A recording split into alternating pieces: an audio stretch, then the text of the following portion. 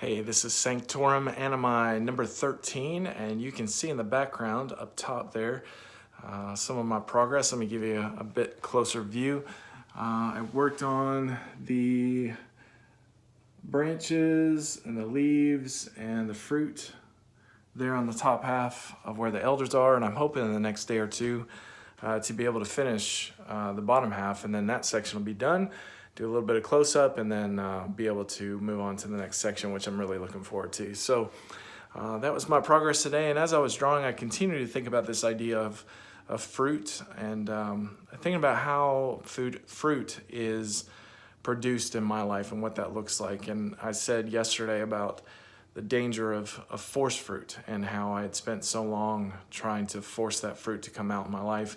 And now, just as I recalibrate my life, thinking about, what does it look like for fruit to be expressed in my life? And obviously that goes back to the gospel, and you think about your identity in Christ, and He is your vine and your source of fruit, and you as the branch engrafted in Him, the natural or supernatural result of being related to Him is obviously fruit coming out in your life. But for me, one of the things that I wrestle with is being lazy and sloth, and those kind of, I'm more of a introverted, melancholy type personality. So I love being alone, not, just off on my own, doing my own thing. But the tendency for me is not to do anything at all. And the problem with that is that not a whole lot of fruit is going to come out. And so recently I've thought through, how can I organize my day in a way that not only fights that temptation, but also provides an opportunity for fruit to be expressed in my life. And so I came up with 5 things that I try to do every day that does those 2 things. And so the 5 things are: try to exercise every day, try to read every day, try to pray every day, try to draw every day, and then try to serve every day.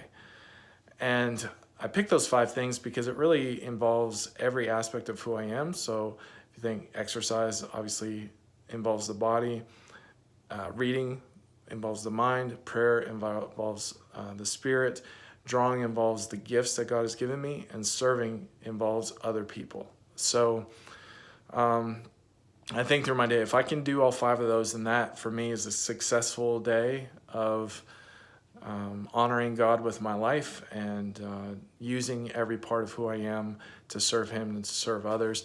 And also, those 5 give opportunity for fruit to supernaturally or naturally be expressed in your life. If I were just lay in my bed all day or sit on the couch watching TV, fruit's not going to come out in my life. But this gives me an opportunity to be able to express this while also guarding against that forced fruit mentality, right? So if you think of, everything from, you think about serving others, that's the most obvious one, gives plenty of opportunity for that fruit to come out in your life, of self-control, kindness, denying oneself, joy and love towards other people.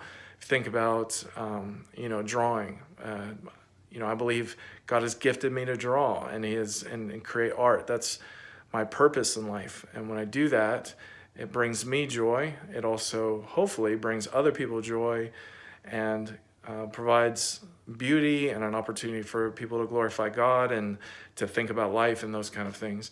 You think about reading. I've been given a mind and an intellect that I want to grow so I can think rightly about God and about the world and about others.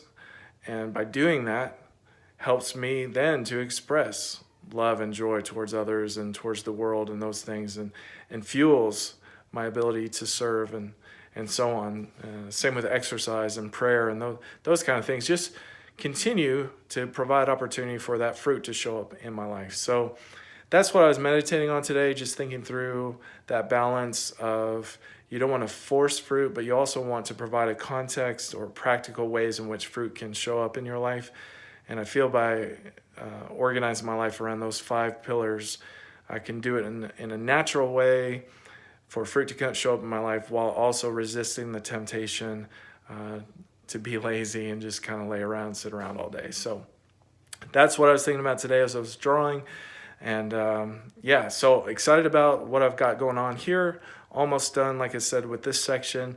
And then next section, I think I'll be working on Adam and Eve, which I'm really excited about. So I'll have another video up soon and some more thoughts for you to ponder. So thanks.